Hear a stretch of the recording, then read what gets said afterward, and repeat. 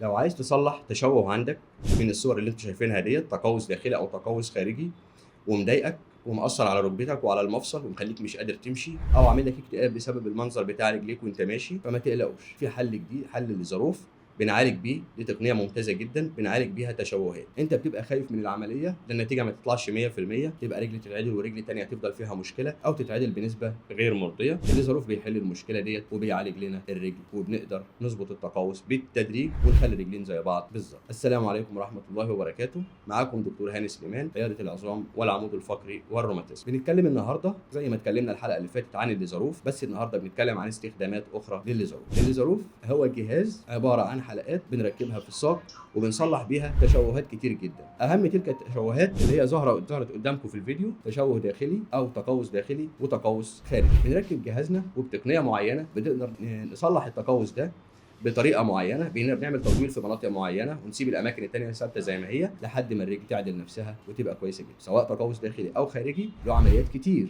وانواع العمليات كتير، ممكن نكسر ونعدل بشرايح ومسامير، بس افضل تقنيه اللي هي بتجيب نتيجه 100% بتصلح التشوه هي تقنيه الليزروف. طيب ايه تاني نقدر نستخدم فيه الليزروف؟ ودي حاجه مهمه جدا، وده استخدام طوارئ مش استخدام تجميلي، اللي هي كسور العظام، الكسور المفتوحه. يعني عيان عمل حادثه وكسر والعظمه خرجت من الجلد، فالكسر اصبح كسر مفتوح، كده محرم او ممنوع ان احنا نركب اي حاجه داخليه، اي تثبيت داخلي غلط. يعني نركب له شريحه، نركب له مسمار نخاعي، اي حاجه هتركب جوه ده غلط. لا، احنا بنركب جهاز الليزروف وبنخلي العين يمشي ويتحرك على رجليه لحد ما الجرح ده يلتئم، علشان يلتئم على نظافه وما يبقاش في حاجه تعمل مشكله في العظم من جوه، اللي هو تآكل نخاع العظام اللي بيقعد يجيب صديد وبيسبب لنا نعمل عشانه عمليات تنظيف كتير وممكن يتحسن بعد، ممكن احيانا بعض الحالات بتوصل ل 10 عمليات علشان تتحسن. لا، احنا بنحل المشكله ديت بان نركب جهاز الليزروف من الاول وبنصبر على العظمه لحد ما الجرح يقفل تماما. لو حصل التئام على الجهاز يبقى كويس، ما حصلش التئام ممكن نشيل الجهاز وساعتها نقدر نركب او نعمل التدخل بتاعنا سواء بمسمار نخاعي سواء بشرايح باي وضع من الاوضاع. يبقى تقنيه للليزروف في الطوارئ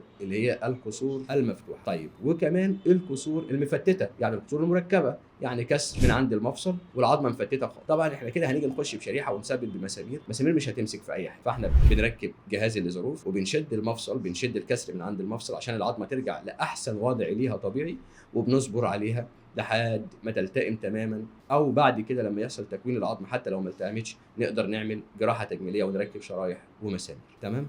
ده استخدام اخر من استخدام الليزروف، استخدامات الليزروف. الاستخدام الاهم اللي اتكلمنا عنه في الحلقه اللي فاتت هو استخدام التطويل، ودي زي ما قلنا هي جراحه تجميليه، العيان بيختارها مش احنا اللي بنفرضها عليه، لان ممكن العيان يبقى عاجبه طوله على 160 سم وعاجبه كده خلاص، لكن لو مضايقه في حياته او مأثر في نفسيته وعاوز يعمل تطويل اصبحت القصه سهله خالص باستخدام الليزروف. تمام؟ اتمنى ان انا اكون فدتكم احسن افاده عن استخدامات الليزروف، وهنتكلم في حلقات تانية عن مواضيع تانية. لو انتوا فكرتوا تبعتوا لنا استفسارات هنحل لكم الاستفسارات ديت ونعملها في حلقات ونتكلم عنها ان شاء الله رب العالمين. السلام عليكم ورحمه الله وبركاته.